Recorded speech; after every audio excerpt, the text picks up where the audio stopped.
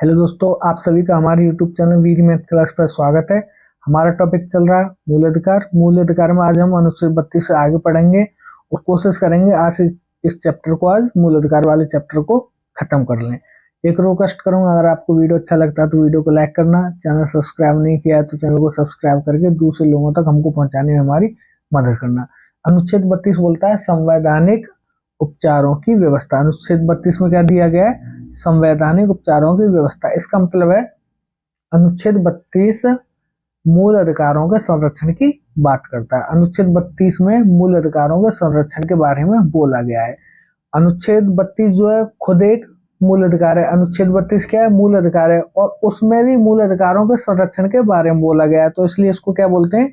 मूल अधिकारों के संरक्षण का अधिकार स्वयं में ही मूल अधिकार है। मूल अधिकारों के संरक्षण का अधिकार किसमें दिया गया? अनुच्छेद 32 में, और अनुच्छेद 32 का है मूल अधिकार। इसलिए क्या बोलते हैं? मूल अधिकारों के संरक्षण का अधिकार स्वयं में ही एक मूल अधिकार है। अनुच्छेद 32 में संविधान की मूल विशेषताएं, कुल की जगह पर क्या है हमारा? मूल।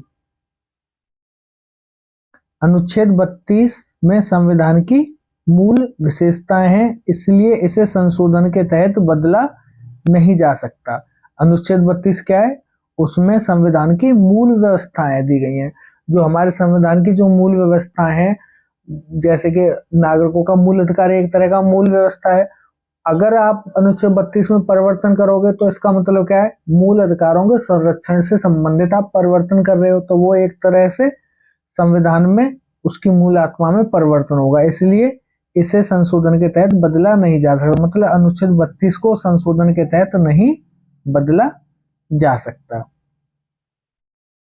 आगे दिया है अनुच्छेद 32 के द्वारा केवल मूल अधिकारों को ही गारंटी दी गई है। उच्चतम न्यायालय मूल अधिकारों का रक्षक एवं गारंटी देने वाला है। आपको ये पॉइंट याद रखने के मूल अधिकारों की गारंटी केवल अनुच्छेद 32 के तहत दी गई है। मतलब अनुच्छेद 32 के द्वारा केवल मूल अधिकारों और किसी की गारंटी नहीं दी गई है, केवल मूल अधिकारों को ही गारंटी दी गई है। और उच्चतम न्यायालय, ये जो उच्चतम न्यायालय है ना, ये हमारे मूल अधिकारों का रक्षक एवं गारंटी देने वाला है। अनुच्छेद 32 के तहत उच्च न्यायालय तथा अनुच्छेद 226 के तहत उच्च न्यायालय को भी, ये उच्च दोनों जगह उच्च लिख दिया, यहाँ पे आप कर लो उच्चतम न्यायालय। ये क्या है हमारा? उच्चतम न्यायालय।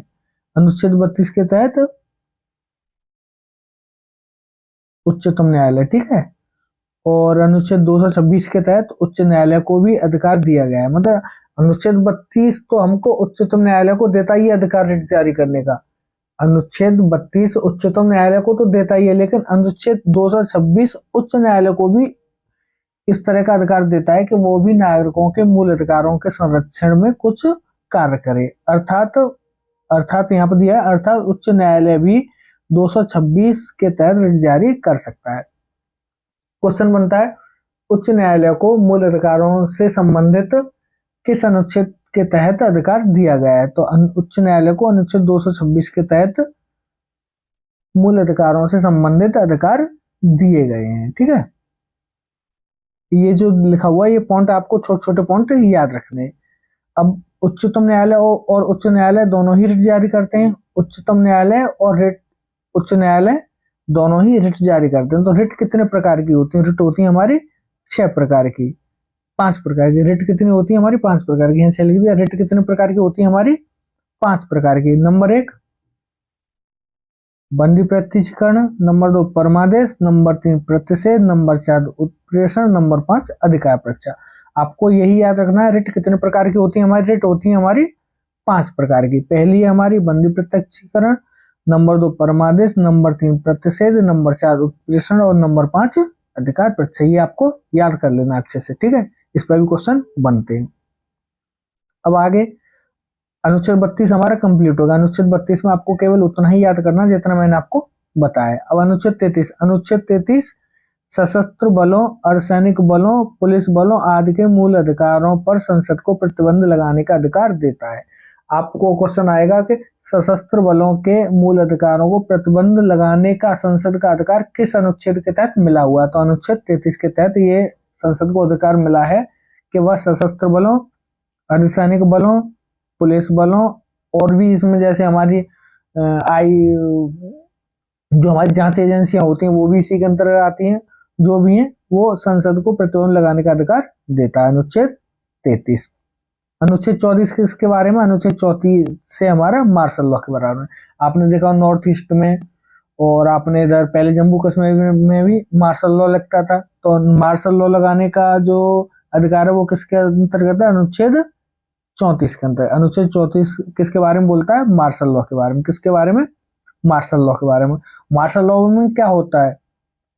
इसके तहत साधारण कानून निलंबित हो जाते हैं। जहां पर मार्शल लॉ लागू होता है वहां पर साधारण कानून निलंबित हो जाते हैं और सरकारी कार्यों को सैन्य अधिकरणों के अधीन किया जाता है। सरकारी कार्यों को किसके अधीन किया जाता है?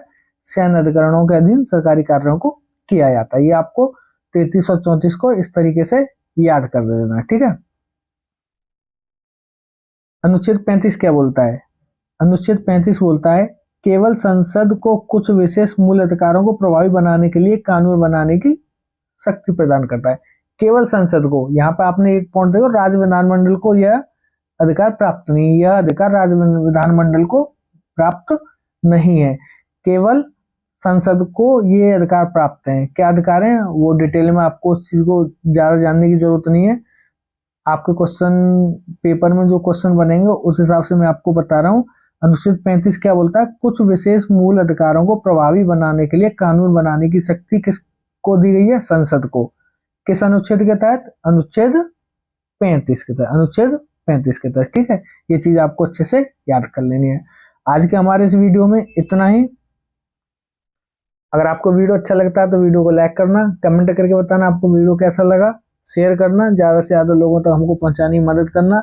ये जो यूपी पुलिस की वैकेंसी आई है 2024 की, इससे रिलेटेड हम ये सीरीज चला रहे हैं और हम आपको वही क्वेश्चन बताएंगे जो कि आपके एग्जाम के हिसाब से आपके एग्जाम पेपर में आ सकते हैं। तो बहुत ज्यादा पढ़ने की आपको जरूरत नहीं है, जो आपके सिलेबस के आधार पर ही हम आपको वीडियो तैयार करेंगे, वही चीज हम आपको बताएंगे जो कि आपके एग्जाम में आ सकती है।